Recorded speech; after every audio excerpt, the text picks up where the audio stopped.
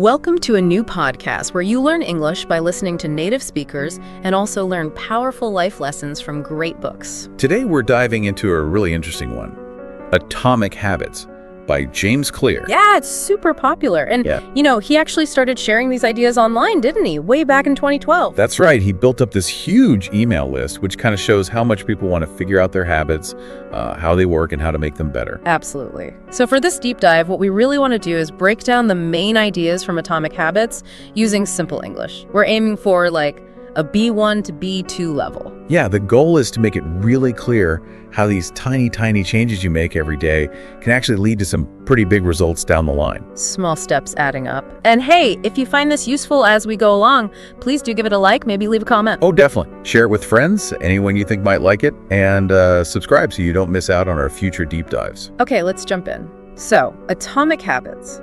It really starts by hammering home the power of these small habits. It does. He uses his own story, which is quite powerful, about recovering from a really bad baseball injury. Right. And he makes the point that his comeback wasn't, one big moment. It was all these little wins, tiny breakthroughs day after day. And he links this to the idea of compound interest.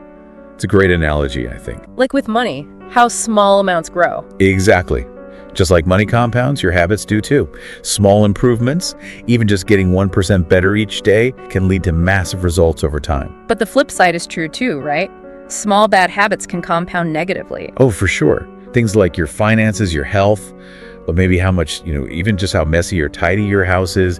These are often lagging measures, like results of your daily habits. That makes sense. So you might not see the effects right away. Well, that's where his idea of the plateau of latent potential comes in. It's a really helpful concept. Okay, tell me more about that.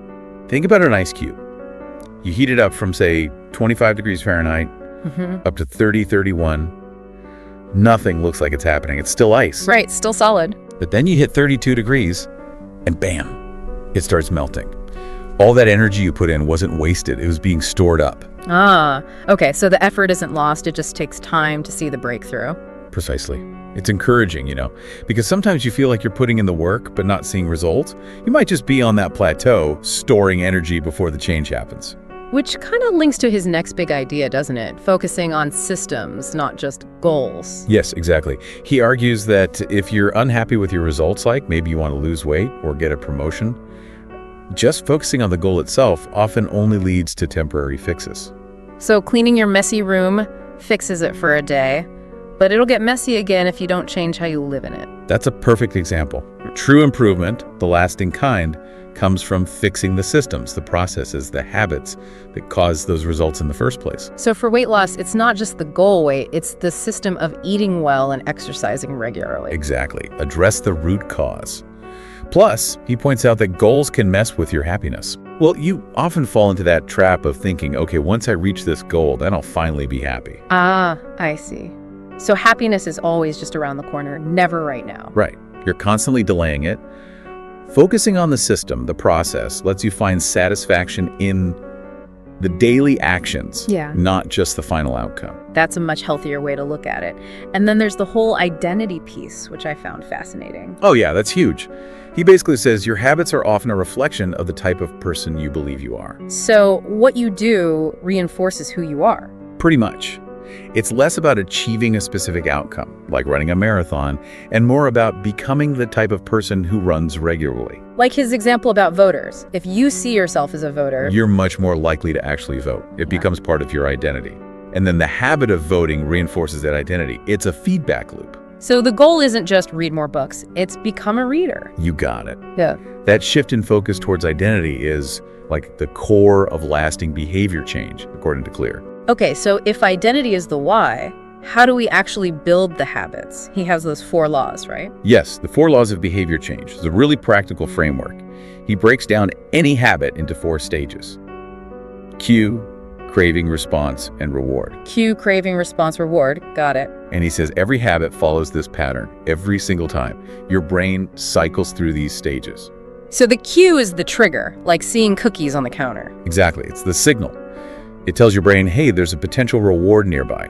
Originally, this was for basic survival stuff like finding food or water. But now it's often for things like social media notifications, or feeling stressed. Right. Secondary rewards. Then comes the craving. That's the motivational force, the wanting feeling. You don't crave the cookie itself, maybe, but the sugary taste or the comfort it brings. Precisely. It's the change in state you anticipate. Then the response is the actual habit you perform, eating the cookie. And finally, the reward, the satisfaction, the sugar rush, the momentary stress relief. Yep. And that reward teaches your brain. Was this worth doing? Should we do it again next time we see that cue? If it's satisfying, the loop gets reinforced. So if any of those steps are missing, the habit doesn't really stick. That's the idea. Break one link, and the chain falls apart. No cue, no start, no craving, no motivation. Too hard, no action. No satisfaction, no repetition. Okay, let's unpack those laws then. How can we use them? Law 1, make it obvious. That's about the cue, right? Exactly. The first step is noticing the cues that are already triggering your current habits, because often they become invisible. Like having your phone on your desk all the time, you just pick it up without thinking. Totally. So we need awareness. Claire suggests using a habits scorecard. What's that? You literally list out your daily habits, from waking up, brushing teeth, checking phone, making coffee, everything. And you mark them as good, bad, or neutral. Just to see what you're actually doing. Yeah, it brings the unconscious into the conscious. He also mentions pointing and calling from the Japanese railways. Where they point and say it out loud.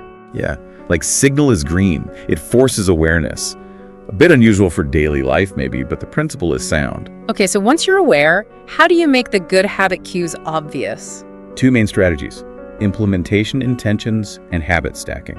Right, implementation intention is the when and where plan. Yep, the formula is I will behavior at time and location.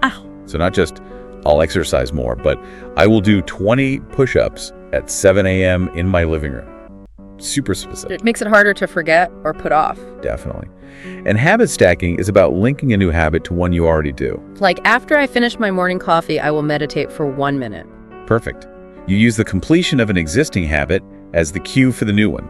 Listing your current daily routines helps find good anchor points. And what about the environment? He talks a lot about that. Oh, hugely important. Your environment is filled with cues. He says behavior is a function of the person in their environment. Change the environment, change the behavior. So make the cues for good habits visible, like putting your running shoes by the door. Exactly. Or keeping a water bottle on your desk. And for bad habits, you do the opposite. Make the cues invisible. Hide the junk food. Put the game console in a closet. Reduce the temptation. He also mentioned one space, one use. Yeah, try not to mix contexts. Like, if possible, don't work in your bedroom or relax at your work desk. It helps keep the cues clear for your brain. Makes sense. Okay, law 2. Make it attractive. This is the craving part. Right. How do we make ourselves want to do the good habits? One cool trick is temptation bundling. Bundling, like putting things together. Kind of. You pair something you want to do with something you need to do. His example is like only letting yourself watch your favorite Netflix show while you're on the exercise bike. Okay, so the fun thing pulls you through the harder thing. Exactly. You link the want action, watching TV, to the need action, exercising. Clever. What else makes habits attractive? Social norms are powerful. We want to fit in. We tend to copy the habits of people close to us, family, friends, the majority, what's normal, and the powerful people we admire. So joining a group where the desired behavior is the norm helps. Like a book club if you want to read more. Absolutely. If everyone around you is doing it, it seems more attractive, more like the right thing to do. And reframing, changing how you think about it. Yeah, shifting your perspective. Instead of thinking, I have to meditate, think, I get to take a few minutes to relax and de-stress. Focusing on the benefits makes it feel less like a chore. Got it. Okay, law 3, make it easy. The response stage. This one's crucial. He stresses the difference between being in motion planning, researching, strategizing, and taking action. Actually doing the thing. We can get stuck in planning mode sometimes. Totally. We feel productive, but we're not actually doing the habit. To make taking action easier, he has the 2-minute rule. Ah, yes, the famous one. Start small. Really small. Whatever the new habit is, scale it down so the very first step takes less than 2 minutes. Read before bed becomes read 1 page. Do yoga becomes take out my yoga mat? Exactly. The point isn't the 1 page or the mat itself. It's mastering the art of showing up, making the start incredibly easy. It's a gateway habit. And then you build from there. Yeah, once you've made showing up automatic, you can gradually increase it. That's habit shaping. Start with 2 minutes, then 5, then 10. And reduce friction. Make it physically easier. Yes. Prepare in advance. Lay out your gym clothes. Chop vegetables for tomorrow's healthy lunch today. Make the path to the good habit as smooth as possible. And for bad habits, increase friction. Make them harder to do. Leave your phone in another room when you need to focus. Yeah. Unplug the TV after watching it. Add steps, add difficulty. It's like designing your environment to help you. Totally. He talks about decisive moments, these little choices throughout the day, like taking the stairs instead of the elevator, that set you on one path or another.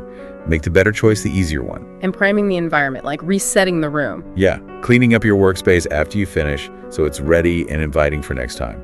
Setting up your future self for success. Okay, last law. Law 4. Make it satisfying. The reward. This closes the loop. We repeat what feels good. The problem is, our brains love immediate rewards. Right. Bad habits often give instant pleasure, like smoking or eating junk food, even if they're bad long term. Good habits often have delayed rewards. Exactly. Exercise benefits come later. Saving money pays off down the road. So the trick is to add a little bit of immediate satisfaction to your good habits. How do we do that? Reinforcement. Give yourself a small, immediate reward right after completing the habit. It doesn't have to be big. Maybe transferring a small amount of money into a savings account right after you skip an unnecessary purchase. Or just tracking it, marking it off. Yes. Habit tracking is huge here. Seeing a visual representation of your progress, like putting an X on a calendar each day you do your habit, feels good. It's satisfying. You don't want to break the chain. Exactly. That visual proof is motivating. And for bad habits, you want to make them immediately unsatisfying. Like immediate pain. Sort of. An accountability partner helps. Knowing you have to report your progress, or lack thereof, to someone adds social consequence. Makes you think twice before skipping. For sure. Yeah.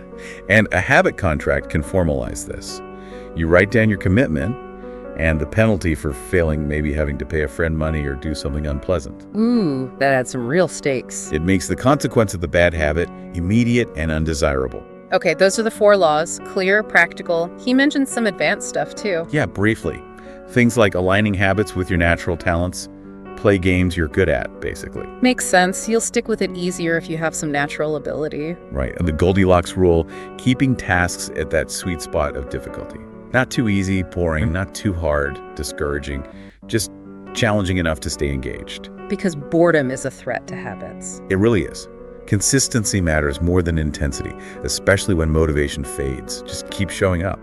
And he mentions reflection, deliberate practice, always looking for ways to tweak and improve. Okay, wow, that's a lot, but it seems to boil down to some key things. I think so. The big takeaways are, those tiny atomic habits really do matter because they compound. Focus on your systems, the process, not just the end goal. And use those 4 laws as your toolkit. Make the cue obvious. Make the craving attractive. Make the response easy. And make the reward satisfying.